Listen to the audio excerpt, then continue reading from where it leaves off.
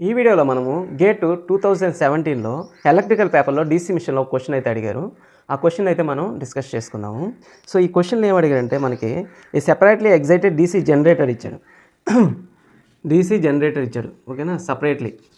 Separately excited DC generator ఇచ్చాడు, ఓకేనా.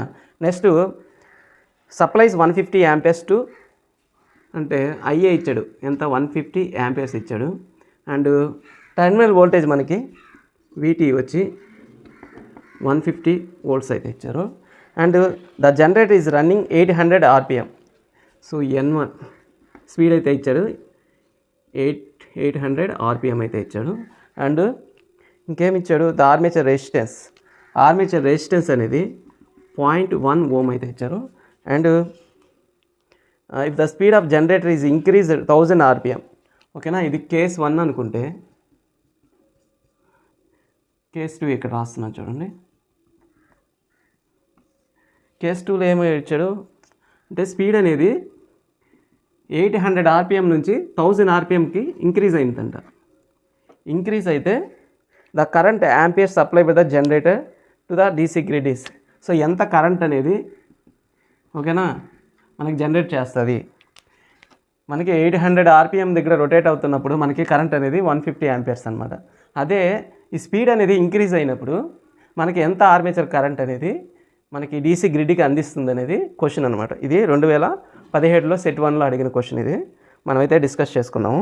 First of all ఇచ్చిన గివెన్ డేటాలో ఫస్ట్ కేసులో మనం మనకి ఇచ్చింది జనరేటర్ కాబట్టి జనరేటర్ బ్యాక్ ఈఎంఎఫ్ అనేది ఫైండ్ అవుట్ చేద్దాం, ఓకేనా. జనరేటర్ ఈఎంఎఫ్, సో ఈజీ అనేది వీటీ ప్లస్ ఐఏ ఆర్ఏ వస్తుంది ఈ ఫార్ములా, ఓకేనా. టెర్మినల్ వోల్టేజ్ మనకి ఎంత ఇచ్చారు, ఇక్కడ 145 వోల్ట్స్ ఇది. So terminal voltage 145 volts plus IA వచ్చి 150 ఇంటూ 0.1 అనమాట. దీన్ని సింప్లిఫై చేస్తే మనకి 160 వోల్ట్స్ అనేది వస్తుంది, ఓకేనా. 160 వోల్ట్స్ అయితే వచ్చిందన్నమాట, ఓకేనా. బ్యాక్ ఈఎంఎఫ్ అయితే ఫైండ్ అవుట్ చేసాం. నెక్స్ట్ ఈ కండిషన్లో చూడండి, మనకి ఇక్కడ ఇచ్చింది సపరేట్లీ ఎగ్జైటెడ్ డీసీ జనరేటర్ కాబట్టి ఫార్ములా ఏంది, బ్యాక్ ఈఎంఎఫ్ ఫార్ములా ఏంది, కేఏ పై ఒమేగా అనమాట. ఒమేగా అంటే స్పీడ్, మనకి ఇన్ టర్మ్స్ ఆఫ్ ఆర్పిఎంలో ఇచ్చారు కాబట్టి మనం ఇక్కడ కేఏ పై అనేది కాన్స్టెంట్ అనమాట. ఫ్లక్స్ అనేది కాన్స్టెంట్ సపరేట్లీ ఎగ్జైట్లో. సో ఈబీ అనేది స్పీడ్ ఇన్ టర్మ్స్ ఆఫ్ మనకి ఆర్పిఎంలో ఉంది కాబట్టి ఎన్ తీసుకుంటుంది, ఓకేనా. సో ఇక్కడ ఈ కండిషన్లో బ్యాక్ ఈఎంఎఫ్ కానీ మనం ఫైండ్ అవుట్ చేయాలి, ఓకే. దీన్ని ఈజీగా జనరేటర్ కాబట్టి ఈజీ తీసుకుందాం. జనరేటర్ ఈఎంఎఫ్ అనేది బ్యాక్ ఈఎంఎఫ్ కాదు, జనరేటర్ ఈఎంఎఫ్. జనరేటర్లో అయితే జనరేటర్ ఈఎంఎఫ్, అదే మోటార్లో అయితే బ్యాక్ ఈఎంఎఫ్ అనిగా పిలుస్తాం అనమాట. సో ఫైనల్గా ఈ కేసులో మనకి కావాలంటే EG2/EG1 is equal to N2/N1, ఎందుకంటే ప్రపోర్షనల్గా ఉంది కాబట్టి నేను ఇలా తీసుకున్నాను. సో మనకి EG2 కావాలి. సో N1 ఎంత 1000, N2 ఈజ్ 1000 అనమాట. N1 వచ్చి 800 అండ్ EG1 వచ్చి 160 వచ్చిందనమాట. సో దీన్ని సింప్లిఫై చేస్తే మనకి, ఓకేనా, 5 4s 440s. సో మనకి ఫైనల్గా 200 వోల్ట్స్ అయితే EG2 వచ్చింది. దీని నుంచి మనం IA2 ఈజీగా ఫైండ్ అవుట్ చేయొచ్చు కదా. సో ఫార్ములా ఏంటి, EB2 is equal to VT plus IA2 RA.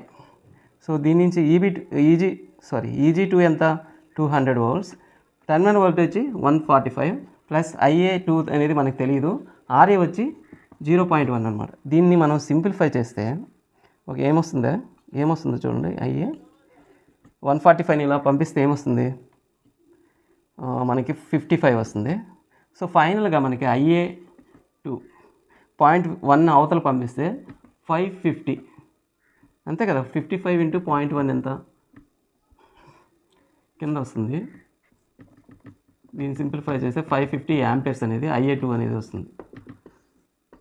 So ఈ విధంగా మనం ఆర్మేచర్ కరెంటు సెకండ్ అంటే స్పీడ్ ఇంక్రీజెస్ ఫ్రమ్ 800 to 1000 ఆ కేసులో IA2 అనేది 550 యాంపియర్స్ వస్తుంది. అదే ఇక్కడ మనం చూస్తే IA ఎంత 150 యాంపియర్స్ 800 RPM దగ్గర. స్పీడ్ కొద్దిగా ఇంక్రీజ్ అయింది, ఓకేనా, 1000కి. అప్పుడు చూస్తే కరెంట్ అనేది ఇంక్రీజ్ అయింది అనమాట. ఇక్కడ 550 ఆంపియర్స్ అనమాట. ఓకేనా, ఇదనమాట ఈ క్వశ్చన్. నెక్స్ట్ మరొక క్వశ్చన్తో మీ ముందుకైతే వస్తాను. ఇంకా మన ఛానల్ని ఎవరైతే సబ్స్క్రైబ్ చేసుకోకపోతే ప్లీజ్ సబ్స్క్రైబ్ చేసుకోండి. ఎవరైతే గేట్కి ప్రిపేర్ అవుతున్నారో ఖచ్చితంగా వాళ్ళకైతే ఈ వీడియోస్ మీకు ఉపయోగపడతాయి. ఎందుకంటే మన తెలుగు వాళ్ళ కోసం నేనైతే తెలుగులోనే ఎక్స్ప్లెయిన్ చేస్తున్నాను. సో మీకు కొన్ని ప్రాబ్లమ్స్ కానీ డౌట్ ఉండొచ్చు. సో అటువంటి ప్రాబ్లం మీకు ఏమైనా డౌట్ ఉంటే దాన్ని తెలుగులో నేను ఎక్స్ప్లెయిన్ చేసేదానికి ప్రయత్నిస్తాను. మీరు ప్లీజ్ కామెంట్లో అయితే ఏ క్వశ్చన్ కావాలంటే మీకు ఏదైనా డౌట్గా ఉంటే ప్లీజ్ పోస్ట్ చేయండి. ఖచ్చితంగా నేనైతే దానికి ఆన్సర్ ఇస్తాను ఒక వీడియోలో. Thank you.